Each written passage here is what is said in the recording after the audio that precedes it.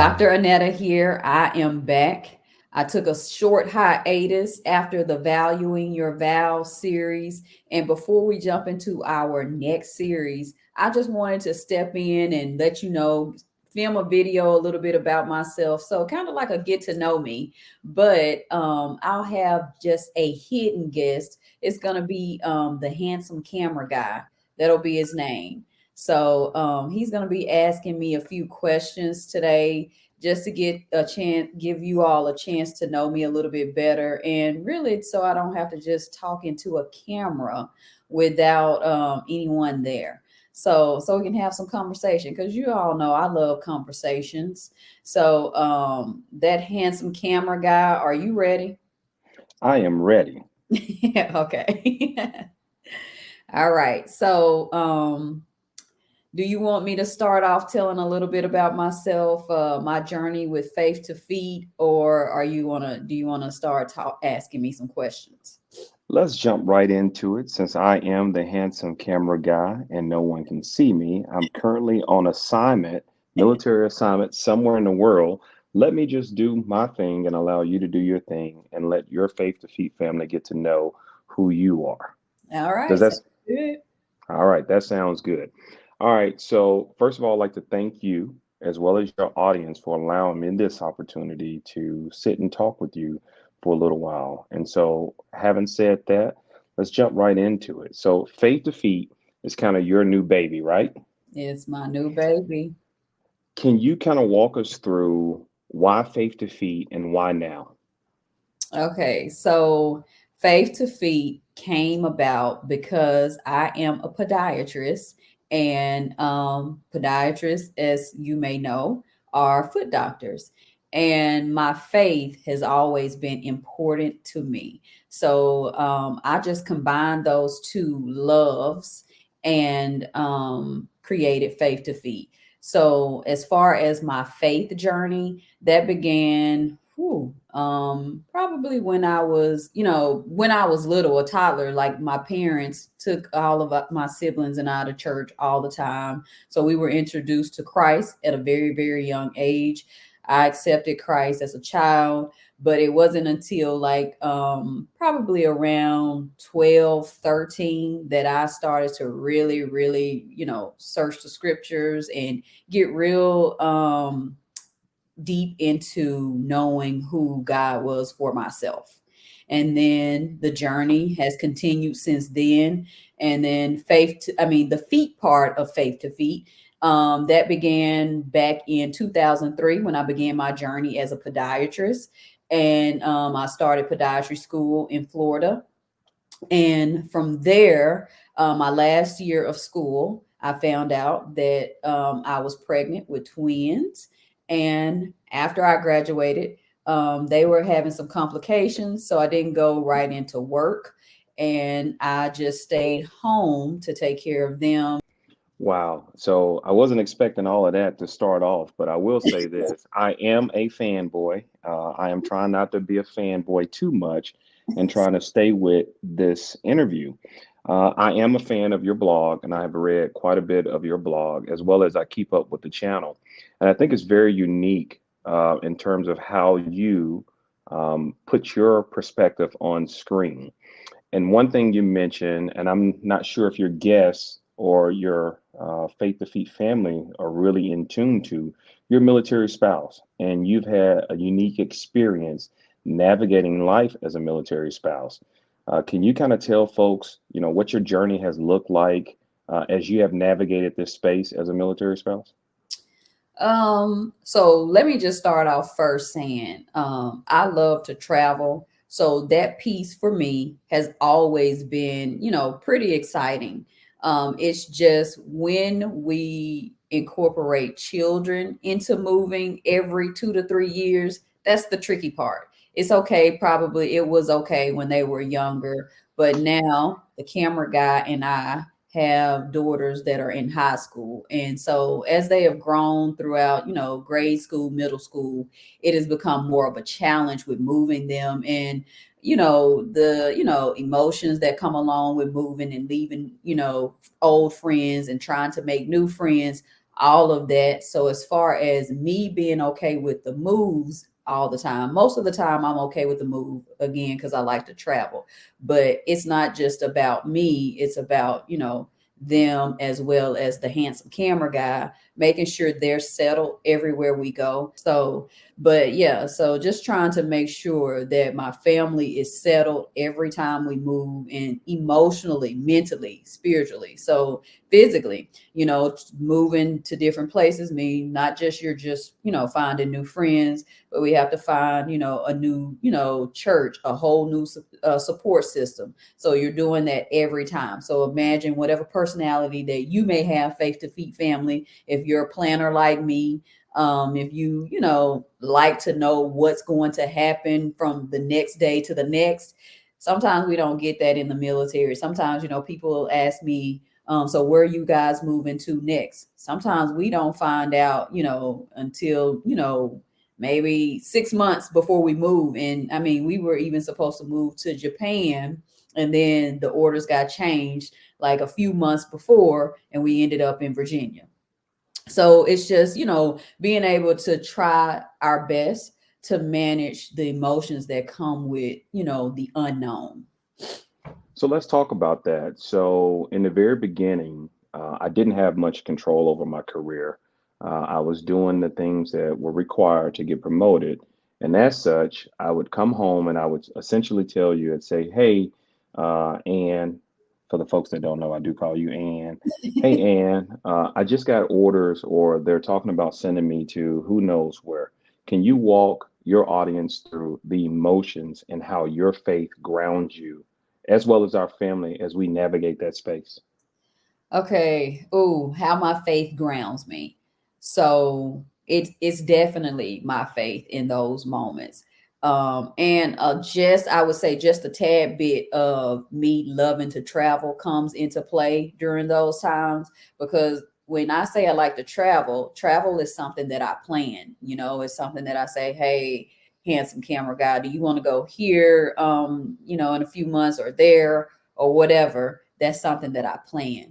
But again, when it comes to the military, all the time we don't get to plan it. So as far as, the emotions that come along with that, if I'm, if I'm attached to where I'm working at that time, sometimes it's a little disheartening to pick up and leave and start over. So I think, as far as the emotions that are concerned, I think about, where I'm working at the time. I think about the girls and their friends and their circle of people that they are enjoying at that moment. And, all of what we have to go through. It's like a grieving process every time we leave, especially if it's a place that we really did have a good support circle or good support system, as well as the churches that we join. And usually that's the first thing, when we move somewhere. As military, you have to have someone of close contact whenever you enroll your kids into a new school,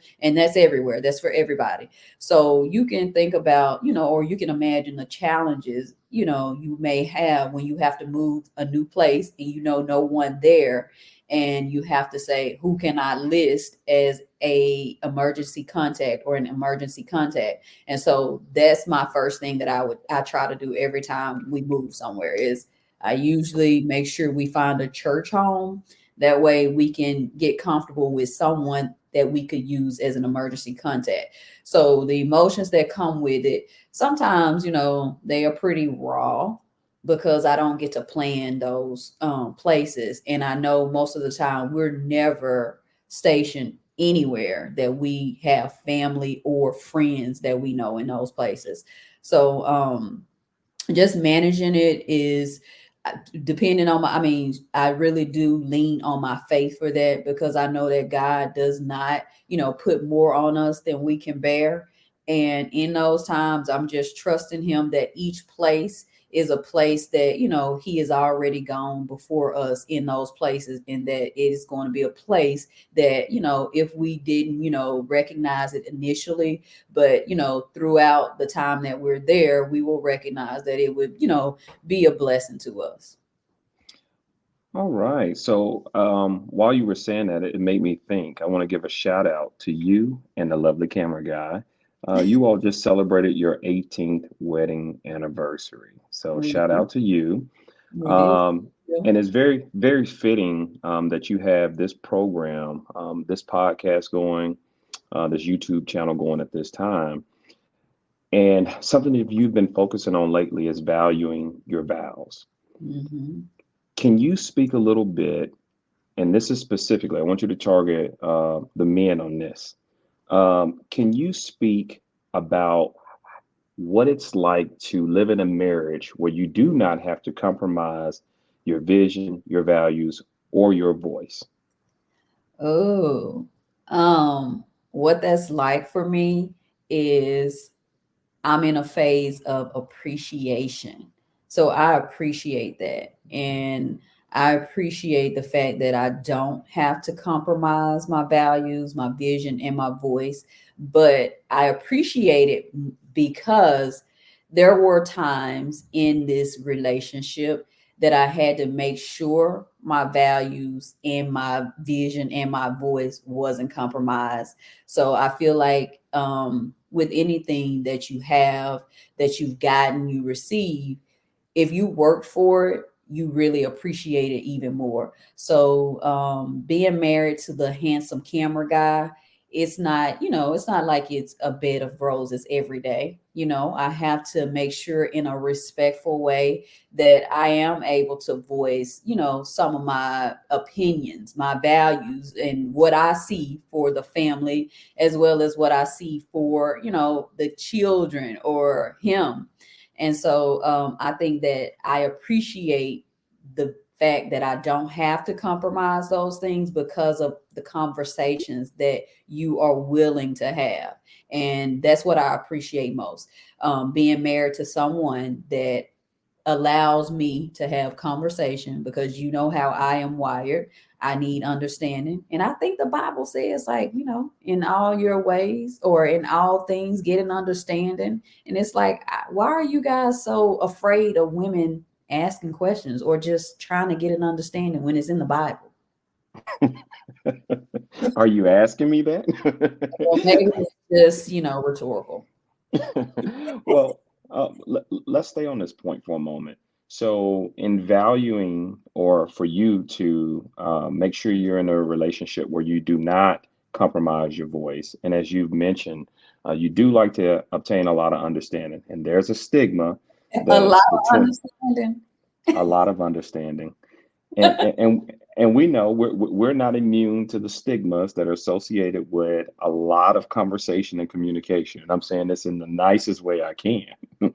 But as we navigate that space and communication, can you walk us through how it has strengthened or grown over time? And what did you specifically do to ensure that it continued to grow? That the relationship continue to grow, or the conversations continue to grow, or my understanding in this relationship? A, B, C, and all of the above. Okay, so I did not ever, and I promise you guys, take God out of the equation, because both the handsome camera guy and myself, we are some pretty strong-willed individuals, and maybe we'll get an opportunity where he's not out of the country, and he's able to be on camera with me, but we'll get an opportunity to discuss with you all what it's like being married to someone that had, I would say, two visionaries. So and two visionaries usually don't want to compromise on their visions, right? But I think that it has not been easy at times, but what has made it doable is the fact that I do depend on God to lead me, and you depend on God to lead you too. So we have a common denominator that always brings us back to what's the mission of this relationship. And you understand that I do need, or would like, to be get understanding. So I think really what always brings me back to um a happy place a safe place, a place where I don't feel like I had to compromise in any of those V's, is that we both have God at the center of our lives. So we're not so bullheaded that we can't come back and say, okay, God, I heard what he said, but what do you say to me? And vice versa. I think you do the same thing, right? You can speak for yourself. I can. This is not my interview. This is, yeah, this is, we will have that conversation on camera, and I would love to have it when you and I are in the same room. But as we continue on this topic, with that communication piece, after 18 years of marriage, I think we've talked about quite a bit. And I know you had your guest on, Miss Deborah, and she mentioned something that has really sparked me. Her 222, and Mhm. being very intentional about that. Can you speak to how that 222, if you can, go back and explain the 222 method to your audience, as well as how that has helped strengthen and grow your relationship from a romance perspective? Can you share that with your audience? Okay, so if you have not watched Faith to Feed Family, go back and watch that series, Valuing Your Vows. The last two episodes of the series, I had the lovely licensed practical counselor on talking to us about the importance of a healthy marriage, and that was Miss Deborah Lee. And she mentioned that in all marriages, we what's important, one of the things that is important is that you follow a method of the 2 2 2, and so that is, at least you need to have a date night every 2 weeks. You need to take, like, do like a staycation every 2 months, and then you need to take like a big vacation, far away from where you live, every 2 years. And so that, as the handsome camera guy said, that is something that is very important to both of us. And I think that anytime that you're able to connect in, one, in a new place, two, in a different way, and three, not, just not with your normal competing interests or other things that may have your focus and attention at that time, that if you were in that old place, those are things that are helpful as far as the 2 2 2. So when it comes to that, that's very, very, very helpful in strengthening your relationship. And I think that you and I both are clear on, when we go away, we're refreshed, we have new energy, we actually, the conversation isn't stale. We It's just like a new flame that we get to ignite again. And so, and we're actually learning new things about each other that we didn't have the opportunity to maybe see when we were in our busy environment, versus being in a new place, a new location. And then you just, you get to, like, date the person over, because I know after 18 years, I've changed a bit as well as you. And so there's some, conversations that we get to have that we wouldn't normally have um, at home or in our space that we reside. And I also want to say that I'm not the only one in the relationship that enjoys conversation. You as well love to, have very, very deep conversations. So I think that that makes us also a good fit, a good complement to one another, is we both like to have those deep conversations. And that's really what helps us keep the fire burning. So let's talk about. I want to throw a subject out there. I know you wasn't prepared, or at least I didn't prepare you for this subject piece. You didn't But prepare for any of it, but I'm well, just doing it. that this is true.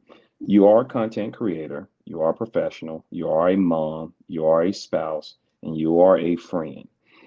There's this misnomer out there, or at least there is, I guess, an opposition to "Can I have it all?" to the title of "Can I have it all?" Meaning, can a woman have it all? Can she have all those things and still be effective across the board? What do you say to that? I think that whatever your all is, you can have that, but it's just like going to a restaurant, you have your main course and then the dessert later. They don't put the dessert on the plate with your main course. And so I think it's all, as I, my mission at Faith to Feet is, I want to help as many women as possible, but I want to help women, I want to help wives, I want to help mothers.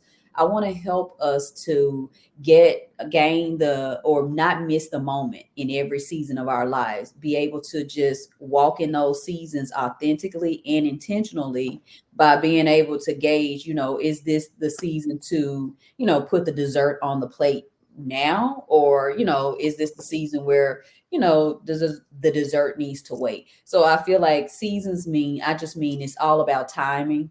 So you can have what it is that you feel like God has told you you could have, but you have to trust Him for the timing, right? In your relationship, there's this thing called good, better, best. Whatever's good, make better. Whatever's better, make best. Can you describe what you would call good, the better, and what you're really focusing on to make the best in your relationship? Mm, good, better, best. That's a good question. Oh, that's a really good question, handsome cameraman.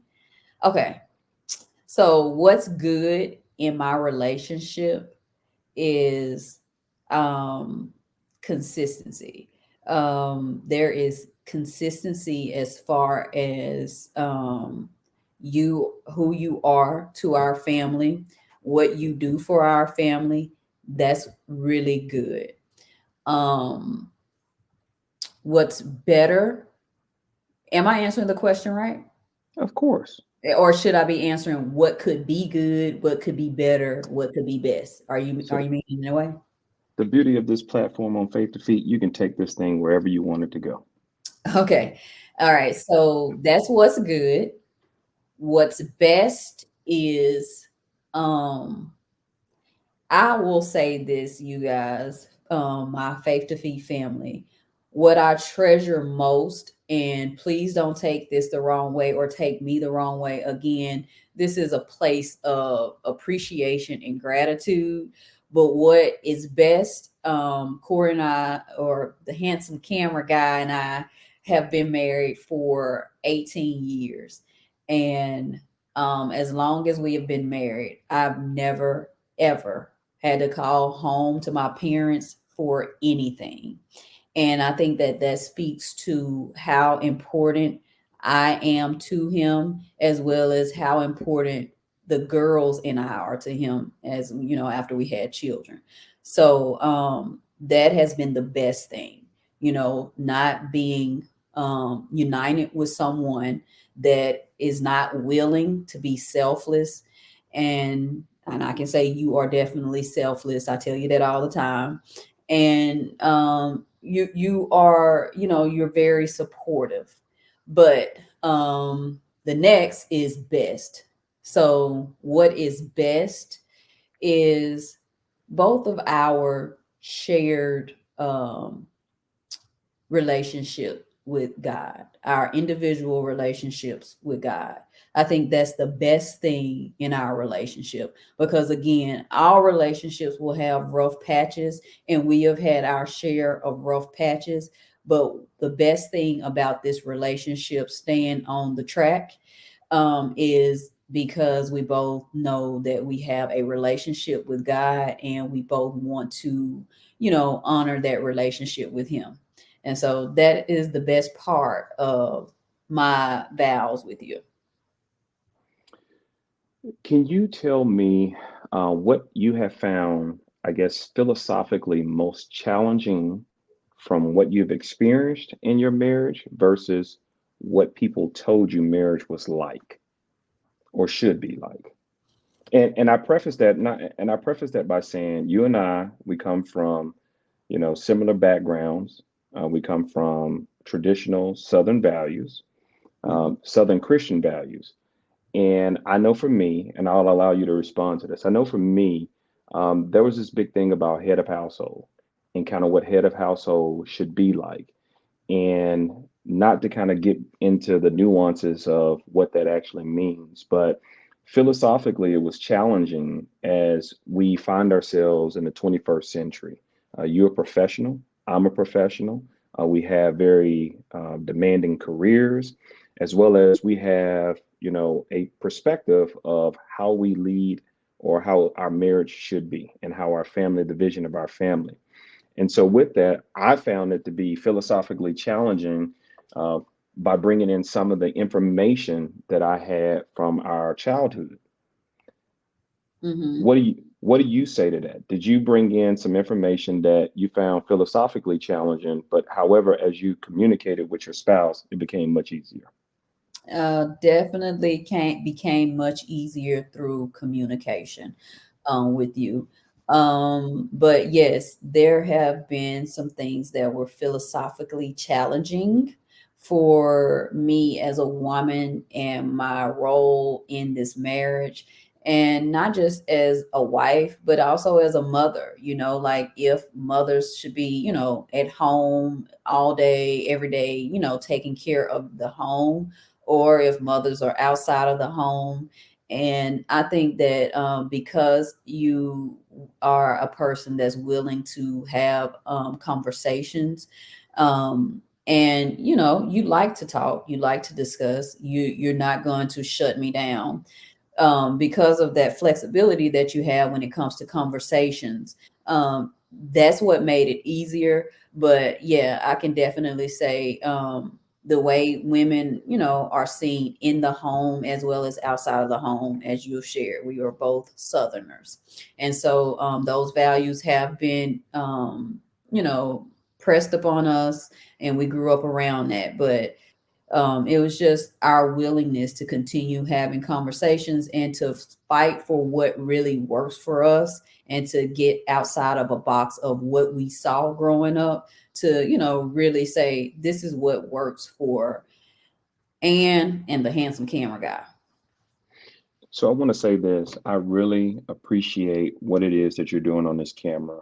I really admire you for your blog. I really admire you for your YouTube channel. I think what you're doing is really going to help women, wives, mothers, and not just only that demographic set. I think also men listening to you. I have friends who've told me they've reached out and listened to some of your channel, and they've also found it to be very rewarding. As you give resources out, can you tell us some of the resources you sought along the way, along your, pathway of your marriage to help you get to where you are today? I sought out counseling.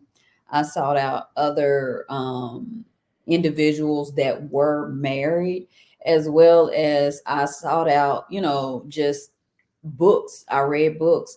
But I can definitely say, you probably remember our first counseling session. So I'll give y'all a tad bit of what was said when I walked into that session. I just walked in there and I said, I am not a baby mama.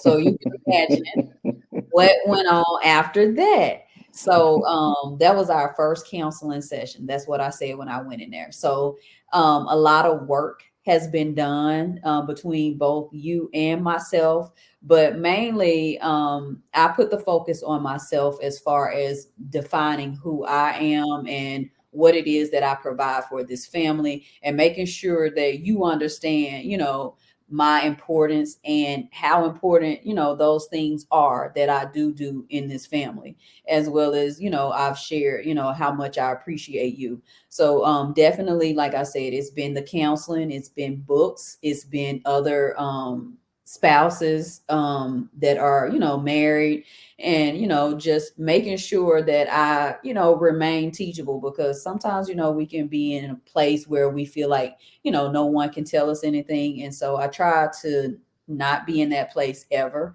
And even if I find myself getting there or thinking, listening to somebody and it's going in one ear and out the other, I ask God, break up the fallow ground in my heart. Help me to receive, even what I didn't think I needed, if it just needed to be a refresher. Because a lot of times when you're moving past the 10-year mark and 18 mark, people still get divorced at those, in those years. And so I don't want to find myself in that place.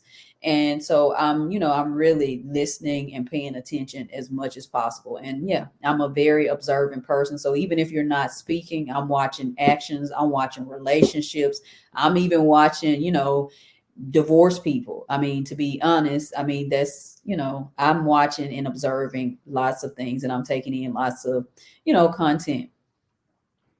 You are. And as a spouse, there's some things that I would love to tell your audience about your fitness, your spiritual fitness. I think when I watch videos on YouTube to help me, whatever core area I'm trying to strengthen, a lot of times I kind of look at the background of the person who is doing the video. And one thing that your audience does not get a chance to see you do is what I've seen you exercise ever since I've known you.